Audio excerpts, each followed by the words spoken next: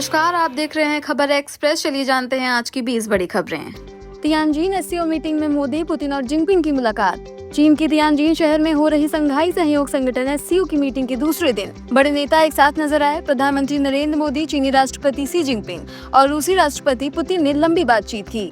इस दौरान एक पल ऐसा भी आया जब मोदी और पुतिन साथ में चलते हुए बातें कर रहे थे और पाकिस्तानी पीएम शहबाज शरीफ उन्हें टकटकी लगाए देख रहे थे। एससीओ मीटिंग के बाद पुतिन और मोदी एक ही कार से द्विपक्षीय वार्ता के लिए रवाना हुए। ट्रंप का भारत पर निशाना, टैरिफ घटाने की पेशकश अब बेकार। अमेरिकी राष्ट्रपति डोनाल्ड ट्रंप ने सोमवार को दावा किया कि भारत ने अब अमेरिका पर टैरिफ कम करने की पेशकश की है, लेकिन बहुत देर हो चुकी है। ट्रंप ने भारत के साथ व्यापार संबंधों को एक तरफा बताते हुए कहा कि भारत अमेरिका को बहुत सामान बेचता है, जबकि अमेरिका भारत को बहुत कम सामान बेच पाता है। उन्होंने सोशल मीडिया पर लिखा कि भारत ने अमेरिकी सामानों पर इतने ज्यादा टैरिफ लगाए कि कंपनियों को बेचने में मुश्किल हो गई। यह पूरी तरह एक तरफा आपदा रही। ट्रंप ने कहा कि भारत अपने ज्यादातर तेल और मिलिट्री उपकरण की खरीद रूस से करता है, न कि अमेरिका से। उन्होंने साफ कहा कि भारत को पहले ही टैरिफ कम कर देना चाहिए था। ये बयान ऐसे वक्त आया जब कुछ घंटे पहले ही पीएम मोदी ने चीन में एससीओ समिट के दौरान राष्ट्रपति शी जिनपिंग और पुतिन से मुलाकात की। ट्रंप के सलाहकार का भारत पर हमला। अमेरिकी राष्ट्रपति ट्रंप के ट्रेड सलाहकार पीटर नवारो ने भारत पर बड़ा आरोप लगाते हुए कहा कि भारतीय ब्राह्मण रूस से सस्ता तेल खरीदकर मुनाफाखोरी कर रहे हैं और इसका खामियाजा पूरा भारत चुका रहा है। नवारो ने आरोप लगाया है कि भारत रूस से तेल खरीदकर उसे यूक्रेन पर हमला करने के लिए पैसे दे रहा है, जिसकी वजह से सबसे ज्यादा टैरिफ भी भारत ही झेल रहा है। उन्होंने भारत को रूस की धुलाई मशीन बताते हुए कहा कि भारत न सिर्फ व्यापार असंतुलन बढ़ा रहा है, बल्कि ऐसे गठजोड़ भी मजबूत कर रहा है जो सीधे सीधे अमेरिका के हितों के खिलाफ हैं। एससीओ समिट में भारत की पहली सफलता, पहलगाम हमले की निंदा, मोदी पुतिन की गुप्त चर्चा। भारत को बड़ी सफलता मिली जब पाकिस्तानी पीएम शहबाज शरीफ की मौजूदगी में पहलगाम आतंकी हमले की निंदा की गई। एससीओ की घोषणा पत्र में साफ कहा गया कि इस हमले के अपराधियों और समर्थकों को सजा दिलानी जरूरी है।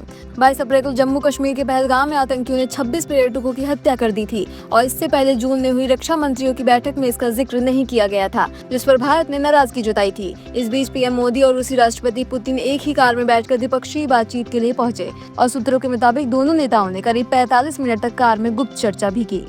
उपराष्ट्रपति चुनाव से पहले एनडीए सांसदों की ट्रेनिंग। उपराष्ट्रपति चुनाव से पहले एनडीए सांसदों को वोटिंग की ट्रेनिंग दी जाएगी ताकि कोई वोट अमान्य न हो और क्रॉस वोटिंग रोकी जा सके। 8 सितंबर को पीएम मोदी सांसदों के लिए डिनर देंगे, जबकि 9 सितंबर को वोटिंग और काउंसलिंग होगी। एनडीए उम्मीदवार सीपी राधाकृष्णन का मुकाबला इंडिया उम्मीदवार जस्टिस बी सुदर्शन रेड्डी से होगा।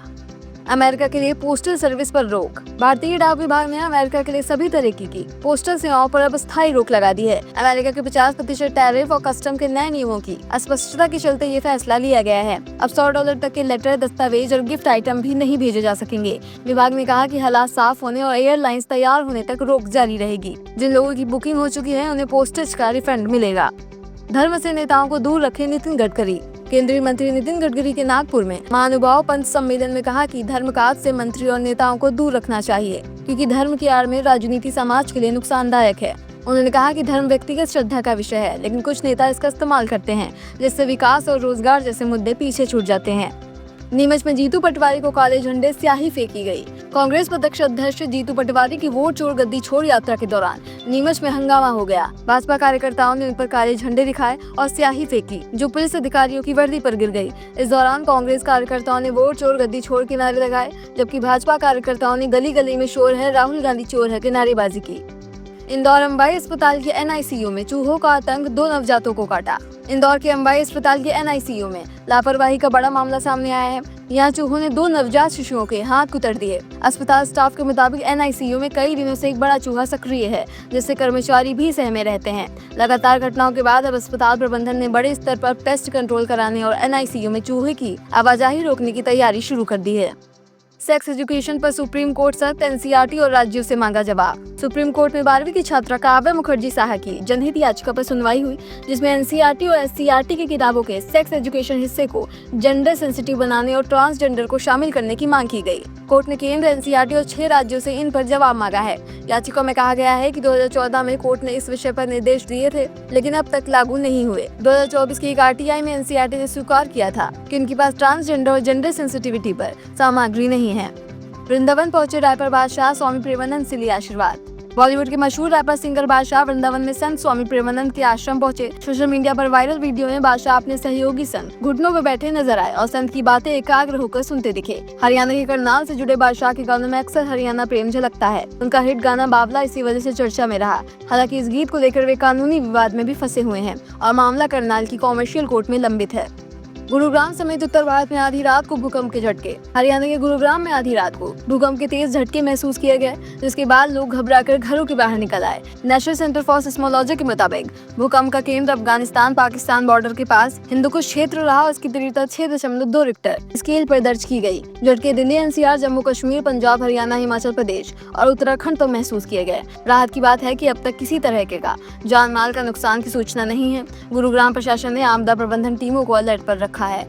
डॉक्टर बनने का सपना, सीएम योगी ने पूरा किया एडमिशन का वादा। लखनऊ में जनता दर्शन के दौरान कानपुर की छोटी बच्ची मारिया ने सीएम योगी से कहा, मुख्यमंत्री जी मेरा एडमिशन करा दीजिए, मैं बड़ी होकर डॉक्टर बनना चाहती हूँ। बच्ची की मासूम बात सुनकर सीएम योगी ने तुरंत अधिकारियों को उसका एडमिशन कराने का निर्देश दे दिया और उसे चॉकलेट भी दिया। मारिया के मां ने स्कॉट्सबर्ग स्कूल में एडमिशन की इच्छा जताई थी। बाद में मारिया ने मीडिया से कहा, बाबा ने कहा है एडमिशन हो जाएगा, मैं बड़ी होकर डॉक्टर बनूंगी। ओपी राजभर का अखिलेश राहुल तेजस्वी परिवार। गोरखपुर में कैबिनेट मंत्री ओम प्रकाश राजभर ने कहा कि अखिलेश यादव खुद जीत नहीं पा रहे, वो क्या बिहार जिताएंगे। राहुल गांधी और तेजस्वी यादव की बिहार में वोटर अधिकार यात्रा से कुछ नहीं होने वाला, ये लोग दगे हुए कारतूस हैं। राजभर ने आरोप लगाया कि वोटों की चोरी की शुरुआत कांग्रेस ने की थी। नेहरू को पीएम बनाने और डॉक्टर भीमराव अम्बेडकर को हराने के लिए वोट चोरी हुई थी। उन्होंने सुबह सपा कार्यकर्ताओं से जमीनी स्तर पर पार्टी को मजबूत बनाने की अपील की है। उन्नाव में स्ट्रीट डॉग को पीट कर मार डाला। उन्नाव में हैरान करने वाला मामला सामने आया है, जहां 8 साल की बेटे को दौड़ाने पर गुस्साए पिता ने स्ट्रीट डॉग को पकड़कर बेरहमी से पीट कर मार डाला। आरोपी ने 10 मिनट तक लाठियां बरसाई, फिर कुत्ते की गर्दन पर पैर रखकर जबड़ा चीरने की कोशिश की। राहगीरों ने रोकने की कोशिश की तो उनसे भी उलझ पड़ा। पूरी घटना के 2 वीडियो सामने आए हैं और पुलिस ने जाँच शुरू कर दी है।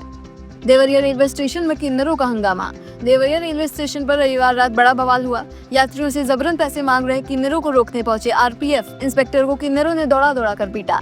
बीच बचाव करने आए यात्रियों से भी मारपीट की गई। गुस्साए किन्नरों ने थाने की कुर्सियां और दरवाजे तोड़ दिए और न्यूड होकर हंगामा किया। मौके पर पहुंचे सिपाहियों ने इंस्पेक्टर को बचाया। जीआरपी ने मुकदमा दर्ज कर किन्नरों को गिरफ्तार कर लिया है। घटना का वीडियो भी सामने आया है। पूर्व उपराष्ट्रपति धनखड़ अब रहेंगे छतरपुर फार्म हाउस में। पूर्व उपराष्ट्रपति जगदीप धनखड़ अब दक्षिणी दिल्ली के छतरपुर इलाके में अभय चौटाला के फार्म हाउस में रहेंगे। सोमवार शाम 6 बजे उन्होंने इस्तीफे के 42 दिन बाद उपराष्ट्रपति आवास खाली किया। इंडियन नेशनल लोकदल के प्रमुख अभय चौटाला ने बताया कि उनके परिवार के धनखड़ जी से पुराने रिश्ते हैं और उन्होंने हमारे घर में रहने की अपील मान ली। धनखड़ ने 21 जुलाई को स्वास्थ्य कारणों का हवाला देते हुए पद से इस्तीफा दिया था। तब से वे सार्वजनिक तौर पर नजर नहीं आए, जबकि विपक्ष ने हाउस अरेस्ट जैसे आरोप लगाए थे। हालांकि सरकार ने इनसे इनकार किया। इस्तीफे तक वे संसद भवन के पास उपराष्ट्रपति एन्क्लेव में रह रहे थे, जबकि उनका कार्यकाल 10 अगस्त 2027 तक था। सुप्रीम कोर्ट का बड़ा आदेश, टेट पास करना शिक्षकों के लिए अनिवार्य। सुप्रीम कोर्ट ने 1 सितंबर को बड़ा फैसला सुनाते हुए कहा कि अब सभी शिक्षकों को अपनी नौकरी बचाने या प्रमोशन पाने के लिए टेट पास करना जरूरी है। जज दीपांकर दत्ता और जज ऑक्सटीन जॉर्ज महीस की बेंच ने कहा कि जिन शिक्षकों की सेवा में 5 साल से ज्यादा बचे हैं उन्हें टेट क्वालिफाई करना ही होगा, वरना उन्हें इस्तीफा देना होगा या अनिवार्य रिटायरमेंट लेना होगा। हालांकि जिन शिक्षकों की नौकरी में से 5 साल ही शेष हैं, उन्हें इस नियम से छूट दी गई है। मिस टीन इंटरनेशनल 2025 का खिताब स्पेन की लोरेना रुइस के नाम। जयपुर में आयोजित मिस टीन इंटरनेशनल 2025 प्रतियोगिता का ताज स्पेन की लोरेना रुइस ने जीत लिया। रनर अप रही केरल की काजिया लिली मेजो, जिन्होंने हाल ही में 12वीं पास की थी और मॉडलिंग व एक्टिंग कर रही थी। इस प्रतियोगिता में भारत समेत 25 देशों की प्रतिभागियों ने अपनी खूबसूरती और आत्मविश्वास से सबको प्रभावित किया। हरियाणा में भारी बारिश का अलर्ट, फसलों को बड़ा नुकसान। मौसम विभाग ने मंगलवार सुबह 8:30 बजे तक भारी बारिश का अलर्ट जारी किया है। प्रदेश में अब तक 40,000 किसानों की 2.5 लाख एकड़ फसल बर्बाद हो चुकी है। हालत गंभीर देखते हुए सरकार ने सभी अधिकारियों कर्मचारियों की छुट्टी रद्द कर दी है। यमुना और सोन नदी उफान पर है, शमशान घाट बह गए। गुरुग्राम में कंपनियों को वर्क फ्रॉम होम के आदेश दिए गए। कई स्कूल बंद कर दिए गए। बारिश से कम 4 किलोमीटर तक लंबा जाम लगा। कुरुक्षेत्र, पंचकुला, जिंद, पानीपत, सोनीपत, रोहतक, भिवानी और झज्जर में अलर्ट जारी किया गया है। सरकार ने लोगों से सावधानी बरतने और नदी नालों के पास न जाने की अपील की है। ये थी आज की 20 बड़ी खबरें। ऐसे ही और खबरों को जानने के लिए हमारे चैनल को सब्सक्राइब करें, लाइक करें और शेयर करें। धन्यवाद।